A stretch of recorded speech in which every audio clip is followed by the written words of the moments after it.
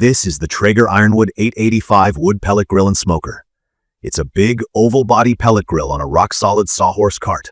Finished in black powder-coated steel with a 3/4 stainless side shelf, chunky wheels on one end, and locking casters on the other. The main chamber has that stadium shape instead of a perfect cylinder, 2 tiers of porcelain-coated grates, and the smoke exits from a rear downdraft vent instead of a chimney. On the side, there's a 20-pound pellet hopper with a clean-out door and a built-in pellet sensor. It measures about 27 inches deep, 53 inches wide, and 47 inches tall, and it's heavy at around 170 pounds. From my experience, assembly is straightforward, but not a one-person lift. The legs, shelf, and handle go on fast. The first power-up and burn-in took about an hour and doubles as a simple tutorial. I like that the controller walks you through priming the auger and starting the fire. Right away, I noticed the D2 controller and brushless motor feel responsive. When I change a set temp, the fan ramps smoothly and the unit doesn't overshoot much. Key features that matter to me start with Wi-Fi. That's Traeger's app connection over 2.4 GHz Wi-Fi. I can set temps, check the included meat probe, and get pellet level alerts. There's also Grill Guide, where I can send a recipe program to the grill so it steps through temps and timers for me. TurboTemp preheats faster than older pellet grills I've used. In my opinion, that's one of the reasons I reach for this unit more often on weeknights. It gets to 225 degrees fast, and 450 to 500 degrees doesn't take too long either. The double wall side insulation helps on cold days. The airflow setup, with TRU convection and the rear downdraft exhaust, spreads heat evenly and keeps flare-ups down because the fire is in a protected cup, not under open grates. If you're new to pellet grills, here's the simple idea. It burns compressed hardwood pellets in a small fire pot. An auger feeds pellets, and a fan adds oxygen. The controller meters both, so it holds temperature like an oven. That's why it feels set and forget. The Ironwood's range is 165 to 500 GRU, which covers low and slow barbecue, roasting, baking, and higher heat grilling. I've smoked ribs at 180 to 220 Fahrenheit, roasted chickens around 375 degrees Fahrenheit, and baked pizzas on a stone near 475 degrees Fahrenheit. From my experience, temperature control is steady.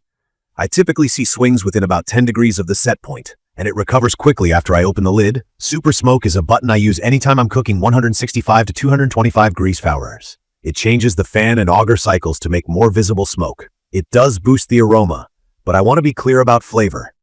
In my opinion, pellet smoke is clean and on the lighter side compared to a stick-burning offset or a charcoal cooker with wood chunks. My pork butts come out juicy and tender, the ribs are consistent, and salmon gets a nice kiss of smoke.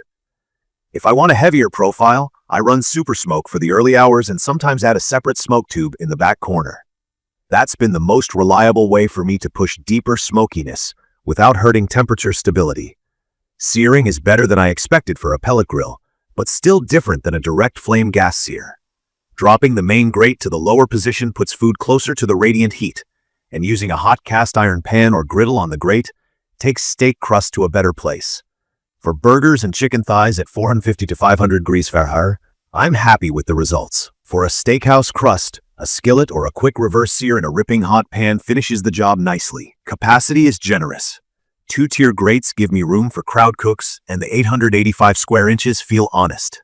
I've run 3 pork butts on the main grate and still had top rack space for trays of sides.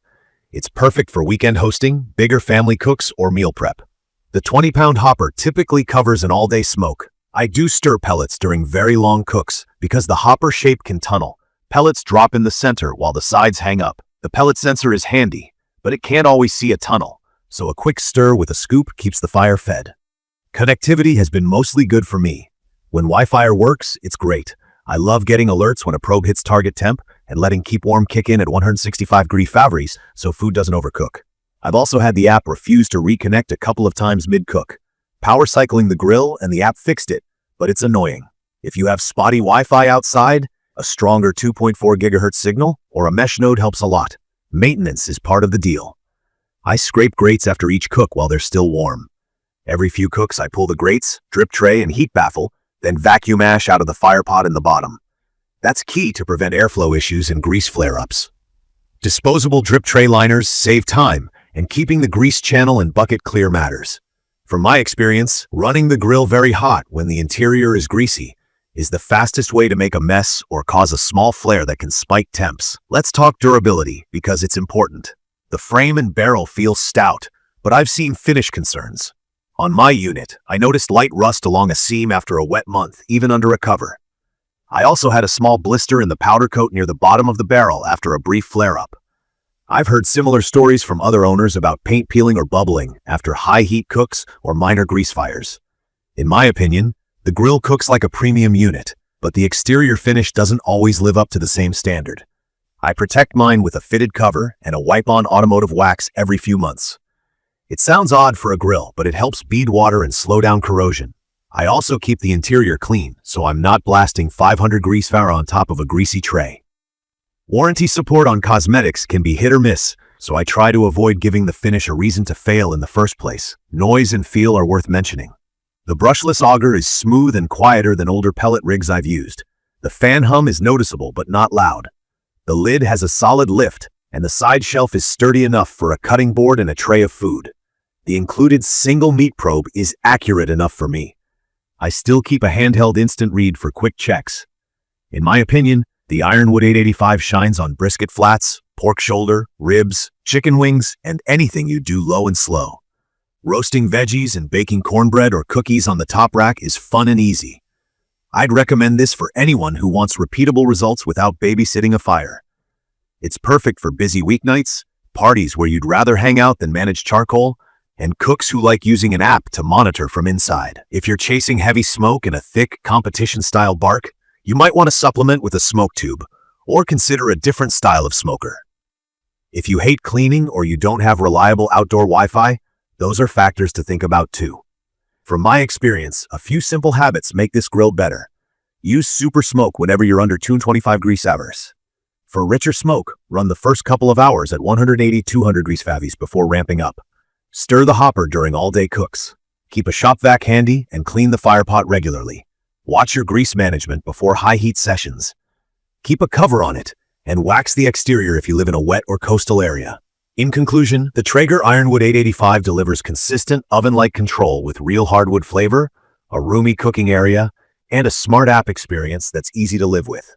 It's not trying to be a traditional offset, and the smoke profile reflects that.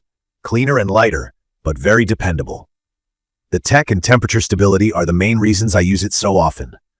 The downsides are the occasional app hiccup, the need for regular cleaning, and finish durability that requires care. If you accept those trade-offs, it's a versatile backyard cooker that can handle everything from ribs to pizza with minimal stress. If this video helped, hit subscribe and drop your questions or your own Ironwood tips in the comments. Thank you for watching.